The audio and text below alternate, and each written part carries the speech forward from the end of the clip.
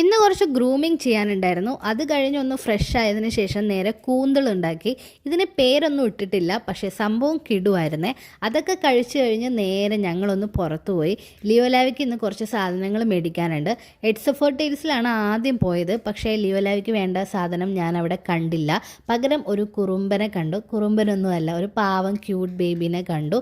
അത് കഴിഞ്ഞ് നേരെ കൊച്ചിൻ പെറ്റ് ഹോസ്പിറ്റലിൽ പോയി ലിയോൻ അവിടെ നിന്ന് ഒരു മെഡിസിൻ മേടിക്കാനുണ്ടായിരുന്നു. അങ്ങനെ അതൊക്കെ വാങ്ങിച്ച് നടന്ന് നീങ്ങുമ്പം എനിക്കൊരു ചെമ്പകം വീണ് കിട്ടി. ഞാൻ രോഹിത്തിന് നീട്ടിക്കൊടുത്തപ്പം രോഹിത്ത് മൈൻഡ് ചെയ്തില്ല.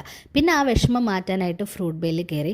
ഫ്രൂട്ട് ബേയിൽ പോകുമ്പം മെനു നോക്കുന്നത് ഒരു ചടങ്ങാണ്, കാരണം അത്രയും വെറൈറ്റി ഐറ്റംസ് ഉണ്ടാവും. എനിക്ക് എന്താ വേണ്ടതെന്ന് ഓൾറെഡി എനിക്ക് അറിയായിരുന്നു. പിന്നെ ഞാനൊരു സ്റ്റൈലിന് നോക്കിയെന്നേ ഉള്ളൂ.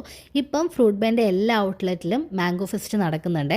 അതിന് വേണ്ടിയിട്ടാണ് രോഹിത്ത് ഓടി വന്നത്.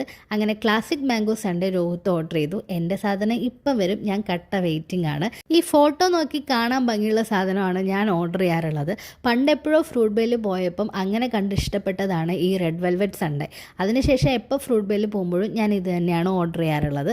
നല്ല ടേസ്റ്റാണ് കേട്ടോ. റെഡ് വെൽവെറ്റ് ഇഷ്ടപ്പെടുന്നവർക്ക് ഉറപ്പായിട്ടും ഇഷ്ടപ്പെടും. ഇതൊക്കെ കഴിച്ച് ലാവിയുടെ മുമ്പിൽ പോയപ്പോഴത്തേക്കും ലാവിക്ക് ഒടുക്കത്തെ ദേഷ്യം. പിന്നെ ലിയോ ലാവിക്ക് കൊണ്ടുവരാമെന്ന് പറഞ്ഞ സാധനം ഞങ്ങൾ കൊണ്ടുവന്നിട്ടില്ലല്ലോ, അതിൻ്റെ ദേഷ്യം കൂടി ഉണ്ട്. പിന്നെ നേരെ ബ്ലിങ്കിറ്റിൽ പോയിട്ട് ഓർഡർ ചെയ്തു. 10 മിനിറ്റിൽ സാധനം വീട്ടിലെത്തി. ഇപ്പോഴാണ് ഒരു സമാധാനമായത്.